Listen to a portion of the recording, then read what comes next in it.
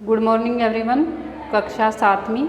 आज हम संस्कृत विषय का तृतीय पाठ है, तीसरा पाठ पढ़ेंगे। स्वावलंबनम। स्वावलंबनम होता है आत्मनिर्भरता। पाठ पढ़ने से पहले हम शब्दों के अर्थ पढ़ेंगे।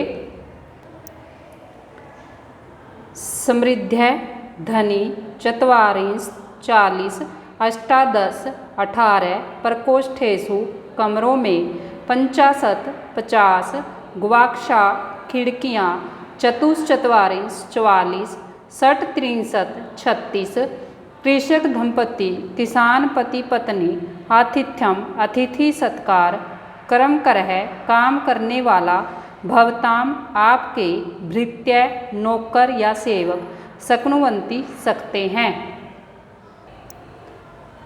स अर्ध द्वादश वादनम, 12:30 बजे, सांप्रतम, अभी। कृष्णमूर्ति श्रीकंठस्य मित्रे आस्ताम। इस पाठ में कृष्णमूर्ति और श्रीकंठ की मित्रता के विषय में वर्णन किया गया है। कृष्णमूर्ति श्रीकंठस्य मित्रे आस्ताम। कृष्णमूर्ति और श्रीकंठ मित्रे, दोनों मित्र, आस्ताम थे। कृष्णमूर्ति और श्रीकंठ दोनों मित्र थे। श्रीकंठस्य पिता समृद्ध आसीत्। श्रीकंठ के पिता समृद्ध मीन्स धनी, आसीत् थे। श्रीकंठ के पिता धनी थे। अतः तस्य भवने सर्वविधानि सुख साधनानि आसन। अतः इसलिए तस्य उसके भवने, भवन में, सर्वविधानि सब प्रकार के सुख साधनानि, सुख के साधन, आसन मीन्स थे। इसलिए उसके भवन में सब प्रकार के सुख साधन थे। तस्मिन् विशाले भवने चत्वारिंश स्तंभा आसन। तस्मिन् उसके विशाले, विशाल या बहुत बड़े, भवन में, चत्वारिंश 40 स्तंभा खंबे, आसन थे। उसके विशाल भवन में 40 खंबे थे। तस्य अष्टादश प्रकोष्ठेषु 50 गवाक्षा, चतुश्चत्वारिंश द्वाराणि, 60 विद्युत व्यंजनानि च आसन। तस्य उसके अष्टादश प्रकोष्ठेषु 18 कमरों में, 50, 50 गवाक्षा खिड़कियाँ, चतुश्चत्वारिंश 44 द्वाराणि दरवाजे, 60, 36 विद्युत व्यंजनानि बिजली के पंखे, आसन मीन्स थे। उसके 18 कमरों में 50 खिड़कियाँ, 44 दरवाजे, 36 बिजली के पंखे थे। तत्तर 10 सेवका निरंतरम कार्यम कुर्वन्ति। तत्तर वहाँ 10 सेवका नौकर निरंतरम लगातार कार्यम कुर्वन्ति कार्य करते थे। वहाँ 10 सेवक लगातार कार्य करते थे। परम कृष्णमूर्ते, परंतु कृष्णमूर्ति के माता पिता च, माता और पिता, निर्धनौ गरीब, कृषक दंपति, किसान पति पत्नी थे। परंतु कृष्णमूर्ति के माता पिता निर्धन यानी गरीब, किसान पति पत्नी थे। तस्य गृहम आडंबर विहीनम साधारणम च आसीत्। तस्य गृहम उसका घर, आडंबर विहीनम आडंबर से रहित और साधारण च और साधारण था। उसका घर आडंबर से रहित और साधारण था। एकदा श्रीकंठ तेन सह प्रातः 9:00 तस्य गृहम अगच्छत्। एकदा एक बार श्रीकंठ तेन सह उसके साथ प्रातः सुबह 9 बजे तस्य गृहम उसके घर अगच्छत् गया। एक बार श्रीकंठ उसके साथ सुबह 9 बजे उसके घर गया। किसके घर? कृष्णमूर्ति के घर। तत्तर वहाँ कृष्णमूर्ति तस्य माता पिता च और तस्य उसके माता पिता ने सब सकत्या अपनी शक्ति के अनुसार श्रीकंठ का आतिथ्यम अतिथि सत्कार अकुर्वन् किया। वहाँ कृष्णमूर्ति और उसके माता पिता ने अपनी शक्ति के अनुसार श्रीकंठ का अतिथि सत्कार किया। एतत् दृष्ट्वा, एतत् मीन्स यह, दृष्ट्वा देखकर, श्रीकंठ कथत, श्रीकंठ कहता है, यह देखकर श्रीकंठ कहता है, मित्र, हे मित्र, अहम भवताम, मैं आपके सत्कार से संतुष्टो अस्मि, संतुष्ट हूँ।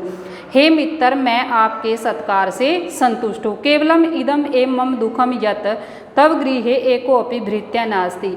केवल इदम एव यही ही मम मुझे दुखम दुख है यत् की तब तुम्हारे गृह घर में एकोऽपि एक भी भृत्या नौकर नास्ति नहीं है।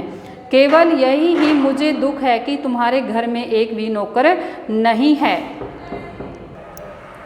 मम सत्कार है, मेरे सत्कार के लिए, भवताम आपको, बहुत कष्टम कष्ट, जातम हुआ, मेरे सत्कार के लिए आपको बहुत कष्ट हुआ। मम गृहे तु बहवा कर्मकारा सन्ति, मम गृहे मेरे घर में तो, बहवह अनेक, कर्मकरा नौकर, सन्ति हैं, मेरे घर में तो अनेक नौकर हैं।